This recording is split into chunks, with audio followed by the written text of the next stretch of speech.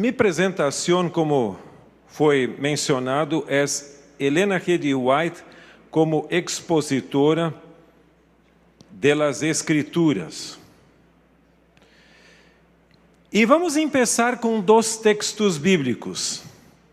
Seca-se la hierba, marchita-se la flor. ¿Por que ustedes não leem o texto todos juntos para que se despiertem um pouco mais? Vamos começar outra vez. Seca-se la hierba, marchita-se la flor, pero la palabra de Dios nuestro. Isaías 48. Esse texto é muito significativo. E agora, o seguinte, del capítulo 40, isso é 58. Eu terminei há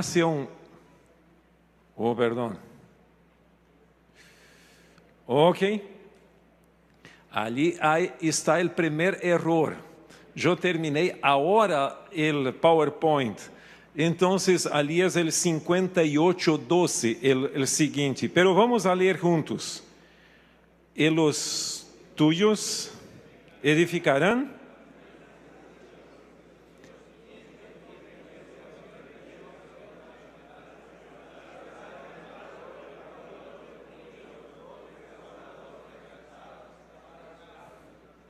Bueno, o Senhor entende o que foi dito aqui, não é certo? Porque é da palavra do Senhor. Pero tu vas ver um contraste entre esses dois textos. O primeiro habla que a palavra de nuestro Deus permanece hasta hoy, ayer, para... não puedes se olvidar desta expressão, permanece para sempre. E a outra habla de o quê? De uma restauração da palavra, e é Isaías 58:12, então não se olvida. A primeira diz que a palavra de Deus permanece para sempre, pero nosso compromisso com a palavra pode não estar tão forte como deveria estar. Agora, me gostaria de começar com uma pergunta, uma declaração que contém uma pergunta. Se Helena G. White vino para restaurar a verdade para o tempo del fim, como muitos já falaram aqui hasta agora, em que sentido ela difiere de Mahoma e de José Smith Jr., que também se consideravam restauradores da verdade? Não sei se tu já tiveste uma experiência como esta. Tu vais dizer, pero Helena de White vino para restaurar a verdade. Sí, está bem, pero é a mesma coisa que Mahoma dijo e José Smith também. E como queda a coisa?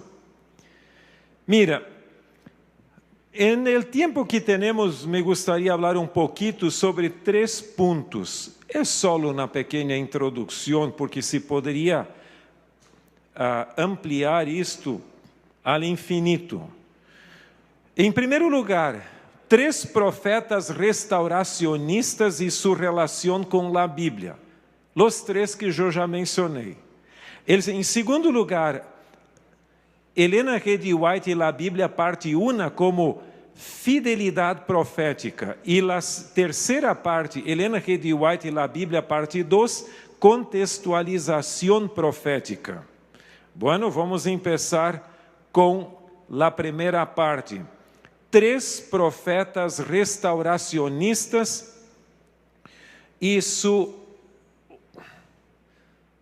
Bueno, eu estou me acordando de cambiar aqui minha computadora e não em el outro, perdão por isto.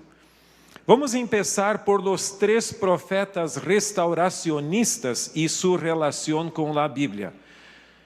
Los 3 profetas, ou seja, Mahoma e Joseph Smith, ou José Smith, e também Helena de White, los 3 têm características de restauração do que creem que é a verdade.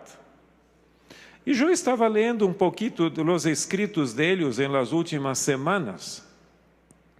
E é muito interessante. Tu tienes o primeiro, que que vivió en este período. Hay un poquito de dudas sobre el año del nacimiento de él, pero la mayoría pone esta fecha como siendo la que cuenta.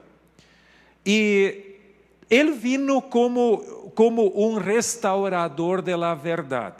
Es muy interesante, yo estaba volando hace un par de semanas de Moscou para Beirut, Líbano. E a mi lado havia um médico que dijo uma coisa muito interessante. E queria falar todo o tempo, e eu não... Foi a noite, passei a noite falando com ele. E então ele me disse, mira, tu sabes que tu eres cristiano, não é certo? Soy. Pois eu creio que eu, como muçulmano, eu tenho ventaja sobre ustedes. Porque vamos a suponer que o judaísmo esté correcto. Bueno, então os judeus estão bem. Se o cristianismo está bem, então os judeus quedam afuera e só os cristianos estão ali. Pero vamos a suponer que o islamismo esté correcto. Então eu tenho ventaja porque eu aceito o judaísmo, o cristianismo e o islamismo. Então, qual seja a opção, eu estou bem. Ustedes como cristianos só têm duas opções, que é o judaísmo e o cristianismo, e os judeus se quedam só com uma opção, que é o judaísmo. E para mim quedou muito interessante esta perspectiva. Pero los muçulmanes aceitam a Mahoma como o último profeta, pero não é solo o último profeta. Há algumas citas que me gostaria de compartilhar com vocês. Por exemplo, no Corão 41:43 se nos diz: não se disse sino lo que les foi dicho a los mensajeros anteriores a ti. Em outras palavras, isto aqui é em el contexto de salvação. Tu não recebiste nenhuma revelação adicional que já não receberam os mensageiros antes, ou seja, os profetas. Ora, perceba a segunda declaração do Corão, que é o capítulo 16, ou o nome que eles dão, o versículo 101, em linguagem nuestra. E quando cambiamos um versículo por outro, e Deus é quem melhor sabe o que hace descender. Em outras palavras, aqui esta expressão é muito significativa, cambiar um versículo por outro. Então, em outras palavras, há uma espécie de reemplaço. Uma revelação postrera pode reemplaçar a revelação anterior, se necessário é. Um líder muito importante de uma edição em inglês comentada do Corão diz o seguinte: a doutrina da revelação progressiva de edad em edad e de vez em quando não significa que a lei fundamental de Deus cambia. Então, a lei queda, pero outras coisas podem cambiar. Eu tenho um livro que é muito importante em inglês, não sei se está traduzido para outras línguas, pero é Towards Understanding Islam. E é um clássico, que isso aqui é uma edição revisada e atualizada de um livro que é um clássico do início do século XX.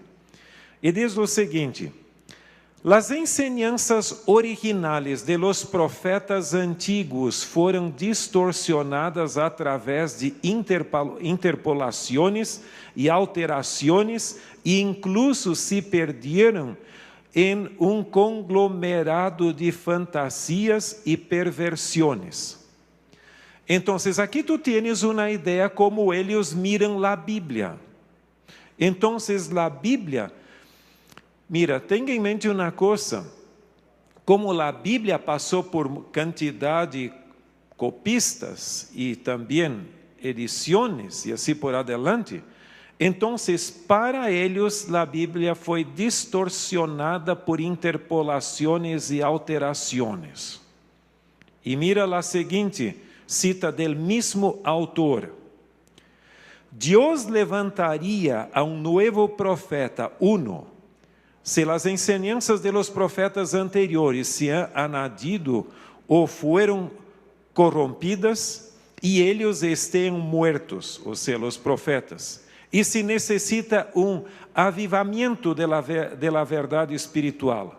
2, se as enseñanças de profeta que ha falecido estavam incompletas e é necessário modificar, añadir e melhorá-los. 3, se profeta anterior foi chamado exclusivamente para determinado país ou região, e se necessita profeta de outra nação, pueblo ou localidade. Todas estas características, estas três, eles creem que hacen de la Bíblia uma revelação incompleta que chegou a seu clímax completo en el Corán, la última revelação de Deus. Además, la revelación bíblica es considerada como una revelación local para una región o para aquella época, y por su vez, Mahoma es el profeta, el último profeta para el mundo y no solo para una región.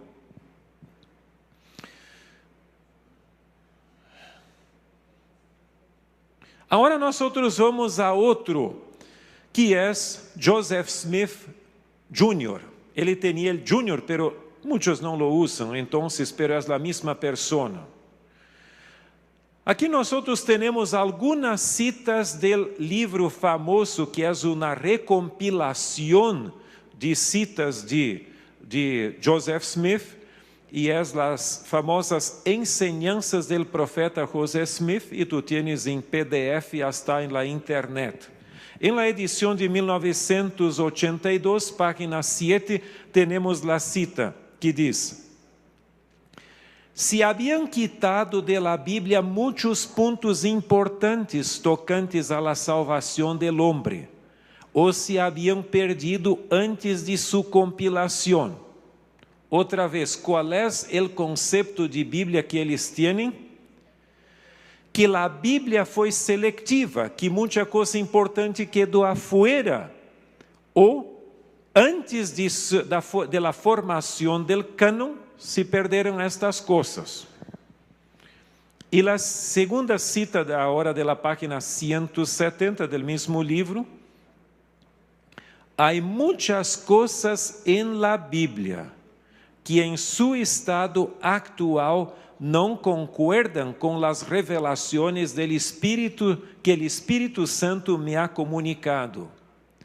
Em outras palavras, ele reconhece, Joseph Smith, que há uma tensão entre as enseñanças da Bíblia e suas próprias enseñanças. Agora, o erro está onde?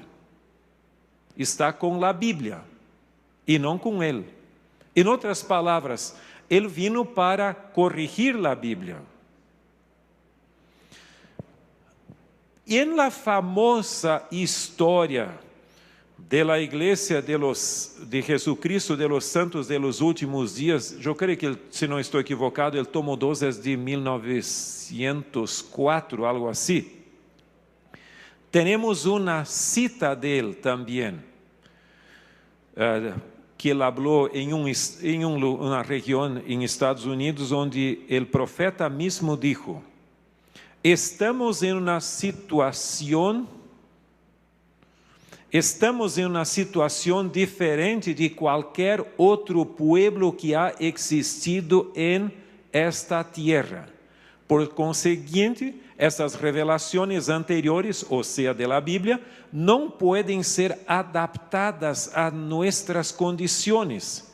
Se les dio a outras pessoas que nos ha precedido. Em outras palavras, a revelação bíblica é para um pueblo distinto. E ele hasta chega a dizer que não se pode adaptar, nem aún adaptar estas revelações a nossas condições. Então, o que é da Bíblia?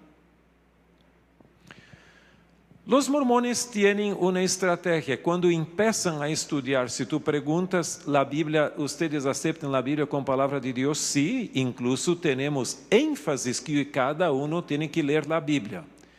Depois que tu estás involucrado e tu percebes que há tensões, o problema, e eu não puse as citas, é que é o problema da tradução.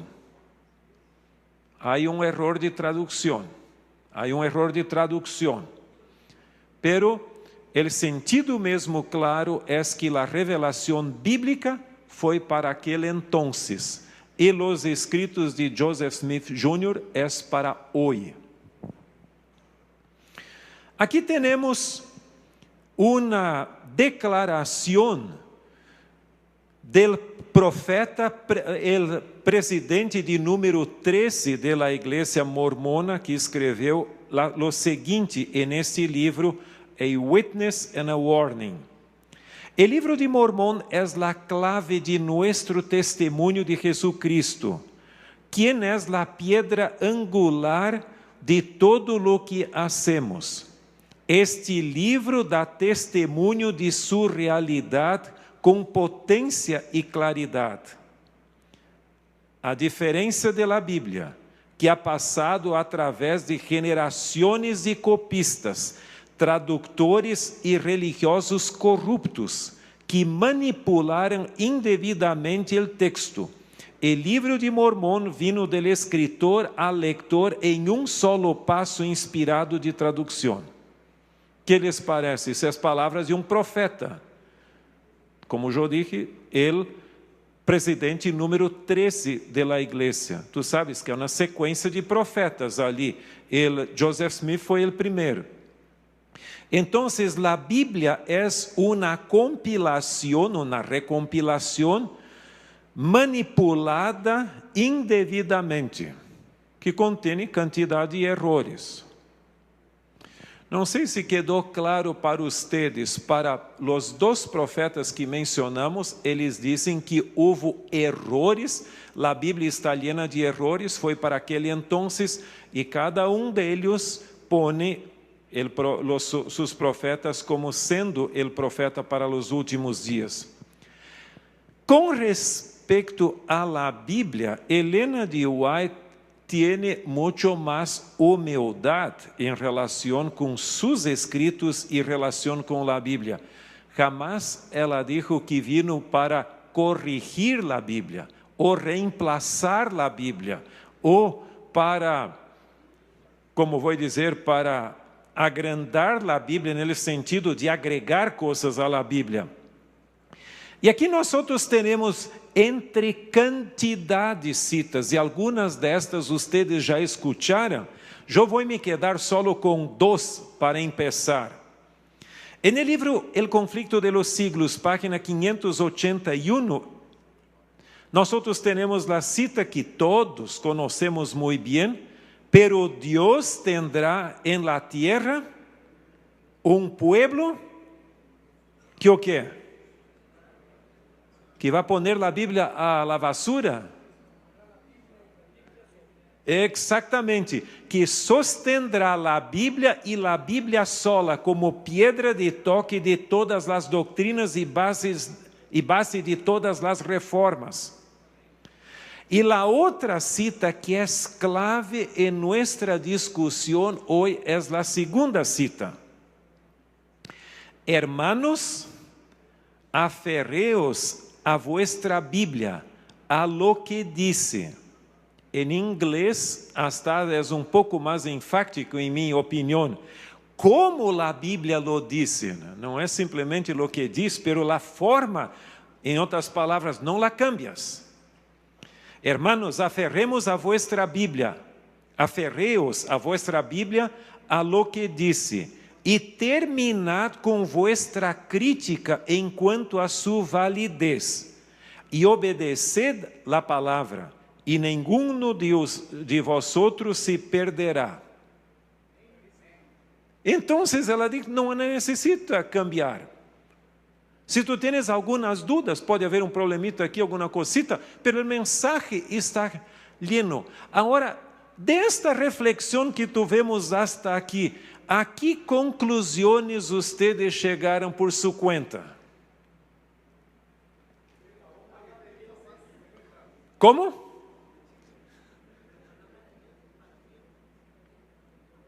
Qual é a palavra profética que tienes para nós?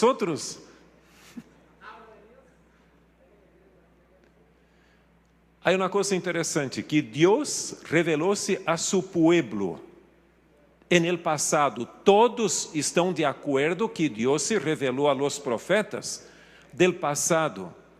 Agora, uma distinção entre nós e los muçulmanes e los mormones em quanto a la Bíblia, es que Dios dio la revelación, pero no lo mantuvo a largo de los siglos pura y confiable. En otras palabras, distorsiones pueden ingresar en la Biblia. Nosotros creemos que interpolaciones se hicieron en la Biblia, pero Dios no permitió que quedaran en el texto original distorsiones que fueran, interpolaciones que foram errores. Em outras palavras, o mensaje bíblico chega hasta nós hoje de maneira confiável e não distorsionado. Então, há uma diferença. Bueno, eu vou me quedar com Helena de White, que é a que exalta a Bíblia en el sentido de sua pureza, ou de la pureza del mensaje. O segundo ponto, que está dividido em duas partes, é Helena de White e a Bíblia, e ênfase em la fidelidade profética. Ustedes se acuerdan, aqueles que estiveram aqui, que ayer eu tinha em la outra apresentação a mesma diapositiva que temos aqui, ou esse pequeno dibujo ali, para ter uma ideia. Nós não creemos, e Helena de White tampouco, de que um novo profeta reemplaça o anterior. O profeta que viene depois habla em harmonia com o profeta anterior, e o profeta, e tu sabes que os escritos proféticos anteriores são o referencial para os profetas postreros. Tu percebes quantas vezes há muitos livros. Eu tenho livro muito grosso, solo de los comentários del uso que o Novo Testamento hace del Antigo. Se tu vas estudar o livro do Apocalipse, é uma mina de recompilação de expressões do Antigo Testamento. E em outros lugares também. Tu vas ver que sempre os profetas postreros del Antigo Testamento e, por supuesto, del Nuevo, referem a los profetas anteriores como confiáveis e como la palavra de Deus. Em nenhum lugar de la Bíblia, tu vas encontrar um profeta postrero intentando corrigir o profeta anterior. Tampouco Helena de White lo hace. ¿Por que tu crees que esta é tu missão? Corrigir a Bíblia? Bueno, mi missão vai ser corrigir a Bíblia, corrigir Helena de White, e assim a coisa vai. Cuídate, nós não creemos como igreja em la inerrância bíblica. Eu creio em la infalibilidade del mensaje. Pero nuestra misión no es esa, nuestra misión es, si los profetas que estaban mejor ubicados para corregir la palabra profética anterior no lo hicieron, ¿por qué tengo yo que hacerlo? Cuide com isto um pouquito. E isto é precisamente o que eu pongo abaixo, que é abordaje respetuoso.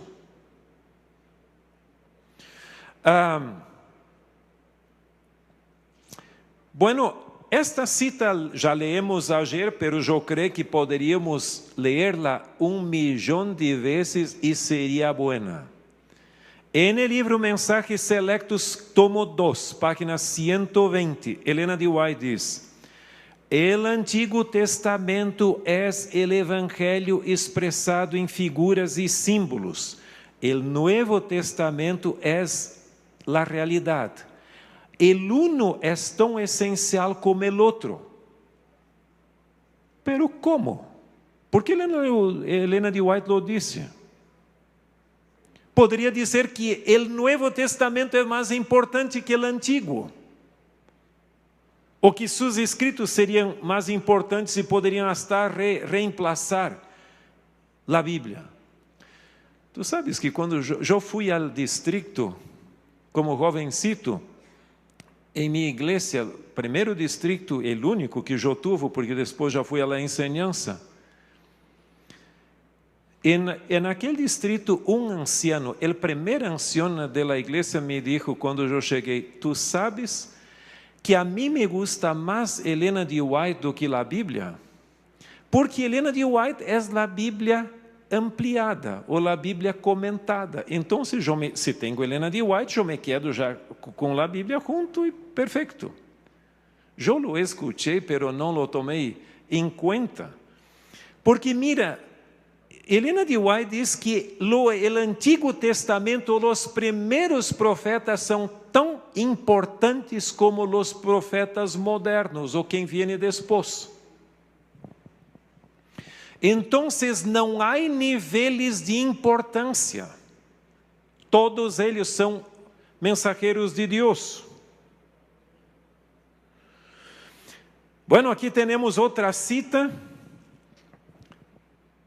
que não foi traduzida todavia a la língua de los ángeles buenos. Está só em inglês. E diz o seguinte, por lo menos aqui temos, pero não em uma publicação quanto eu sepa. La palabra de Dios es como una mina llena de mineral precioso, y sus verdades será la riqueza de la mente. La luz está sembrada para el justo y alegría para los rectos de corazón. Las riquezas de esta mina estão abiertas a todos. Sus tesoros são inagotables. Preciosas gemas de verdade se encontram debaixo de la superfície, e la búsqueda de todas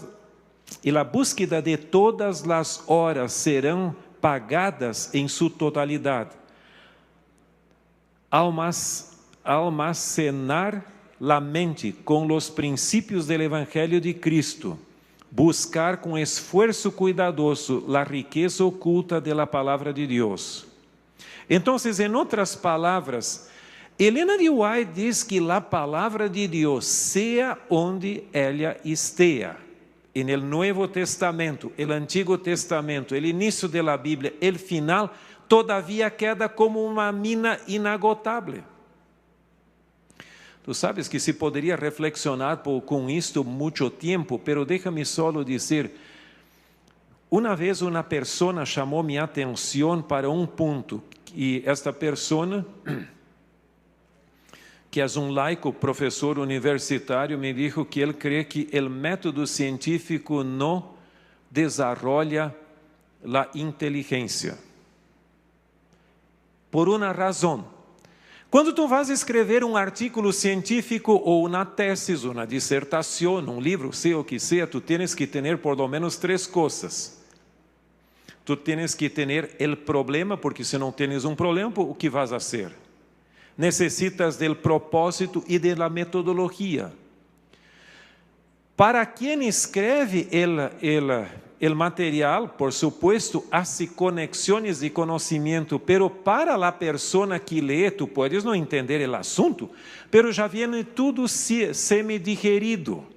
Em outras palavras, é como o trem. Tu vas ali, já tem o caminho listo, não tens opção de ir para outra direção. Pero, por que há uma diferença quando tu lês o periódico de Monterrey, a segunda vez, e dá a impressão que já sabes tudo que está ali adentro? E a Bíblia, ou Helena de White, que podes ler como o desejado de todas as gentes, toda tu vida. muchas veces y siempre aprendes algo. Y él dice que además de la presencia del Espíritu Santo, es la forma no sistemática como la Biblia y los escritos de Ellen G. White fueron planteados, escritos. Bueno, hay una cita muy conocida del Camino a Cristo que dice como el minero descubre vetas de precioso metal ocultas debajo de la superficie de la tierra, así también en que el que con perseverancia escuadrinha la palabra de Dios en busca de sus tesoros escondidos, encontrará verdades del mayor valor ocultas de la vista del investigador descuidado. En otras palabras, el texto mismo tiene esta característica. Isso é bueno que tu tenhas em mente. Outra cita. Hombres capazes han dedicado una vida de estudio y oración a la obra de escuadriñar las Escrituras, y sin embargo hay muchas porciones de la Biblia que no han sido exploradas completamente. Algunos pasajes de la Escritura no serán nunca perfectamente comprendidos hasta que, en la vida futura, Cristo los explique. Há mistérios que han de permanecer ocultos, declarações que as mentes humanas não podem hacer harmonizar. Obreiros Evangélicos, página 327. Então, em outras palavras, se a Bíblia é uma mina inagotável, não vamos a chegar a um ponto de compreender plenamente a Bíblia em sua totalidade. Pero, por supuesto, el mensaje de salvación es clarito a todos los seres humanos. Entonces, la Biblia no es oscura, pero al mismo tiempo es una mina inagotable. Bueno, la última parte es Ellen G. White y la Biblia, contextualización profética. Algumas pessoas, e hasta estávamos, Jim Nix e eu, em um simpósio em outro país, e alguém hizo uma pergunta: ¿ustedes creem que Ellen G. White é um sensus plenior de la Bíblia? E aqui tu tienes a definição clássica de sensus plenior, que é desse livro, que é uma tese de doutorado de Raymond Brown. E diz, el sensus plenior é um significado adicional e mais profundo destinado por Deus, pero não claramente indicado por el autor humano, que se vê que existe em las palavras de um texto bíblico ou grupo de textos, ou incluso um livro inteiro, quando se estudiam à la luz de la revelação adicional ou desarrollo em la compreensão de la revelação. Bueno, em outras palavras, o que seria este sensus plenior? O que eles dizem é o seguinte: a revelação de Deus foi mais ampla. O profeta solo puse algo aqui, pero profetas postreros podem encontrar o sentido que o texto não lo tiene. Por supuesto que profetas postreros podem aclarar, podem ampliar o mensagem, pero cuídate com a ideia de que por detrás do texto há algo que que não está evidente no texto. Então, a exégesis perde seu sentido. ¿Entendes? Por supuesto que muitas vezes o profeta mesmo não entendeu o sentido da visão que tuvo. Então, isto é outra questão. Pero temos que cuidar com esse ponto. Em outras palavras, que o intento divino sempre é mais amplo do que o que o profeta puse em las palavras. Então, a Bíblia não é clara em si mesma. E para a Igreja Católica que começou com essa ideia, e aí versões vegetarianas desse texto aqui, desta sensus plenior também de los evangélicos, pero para los católicos, a revelação postrera, o profeta postrero, é que consegue exponer esse sentido oculto do texto que nós outros não lo podemos, además de la autoridade da igreja. Então, a igreja tem capacidade de mirar no texto bíblico que o texto não está dizendo. Cuide-se com isto. Então, eu tenho minhas dúvidas sobre Helena de White indo nesta direção. Não creio que esse é o caminho. Mira, voltando ao dibujo que teníamos antes, eu creio que há uma ampliação do Antigo Testamento para o Novo Testamento e Helena de White, pero sempre os profetas anteriores são o referente. É acúmulo de informação, uma acumulação de luz. E por esta perspectiva, tu podes entender quando Helena de White diz que nenhuma outra geração da história do mundo tuvo tamanha concentração, o acúmulo de luz como nossa. Pero não é dizer que nossa luz é mais confiável do que de las gerações anteriores, não. Temos mais. Pero toda a luz postrera exalta a luz anterior. E isso que hace uma diferença de los profetas que nós outros hablamos hoje por la tarde. Ora, se tu me perguntares qual é a maior contribuição de Helena de White para o estudo de la Bíblia, por supuesto que a fidelidade ao texto bíblico, exaltar o texto bíblico, manter leales ao texto bíblico é importante. Pero eu creio que é o marco do gran conflicto cósmico histórico em la interpretação bíblica. E o que temos em mente com isto? Bueno, o gran conflicto, o conflicto cósmico, como lo queres chamar, tem por lo menos 3 dimensões básicas. A dimensão cósmica e tem uma dimensão histórica, porque em passado eu chamava o gran conflicto cósmico, pero depois alguém me disse, pero mira, também tem uma dimensão histórica e por supuesto personal. Então, o gran conflicto tem essas características. A dimensão cósmica, histórica e também personal. Agora, como hablamos ayer, as escrituras estão adentro de dois poderes, ou há dois poderes conflitantes, Deus e Satanás. Por supuesto que o que Helena de White diz em relação com esse conflito é incrível. A Bíblia habla em Gênesis capítulo 12 de la caída de Lúcifer, la rebelião no cielo, também Isaías, Ezequiel, outros pontos aqui e ali que tu tens na Bíblia. Pero Helena de White põe esse marco del gran conflicto descrevendo como ocorreu a rebelião no cielo, em harmonia com o texto bíblico, pero nós outros não tendríamos essa imagem del gran conflicto não fuera a contribuição que ela deu. Tu percebes que no deseado de todas as gentes, Helena de White habla de la intención de las personas, del diablo presente en el bautismo de Jesús. Eu não poderia dizer isto porque eu não tenho.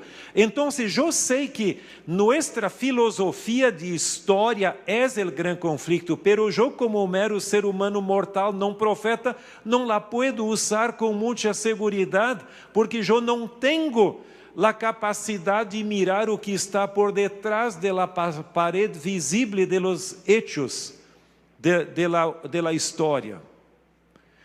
E tu sabes que nós outros não podemos ingressar em la intenção de las personas. El mismo capítulo de Mateus 7 que diz que não podemos juzgar e diz que por seus frutos los conocerei, tu vas a conocerlos. Los frutos eu puedo mirar, pero não puedo entrar em las intenções de las personas, porque estou indo mais allá de mi límite.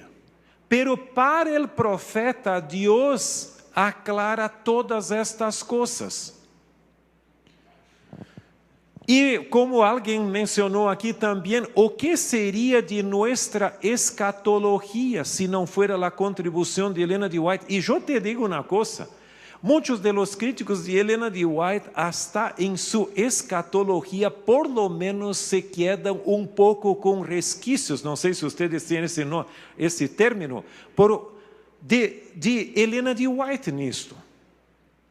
Não fuera esta contribuição escatológica, provavelmente nós estaríamos perdidos no mundo, não sabendo onde vamos.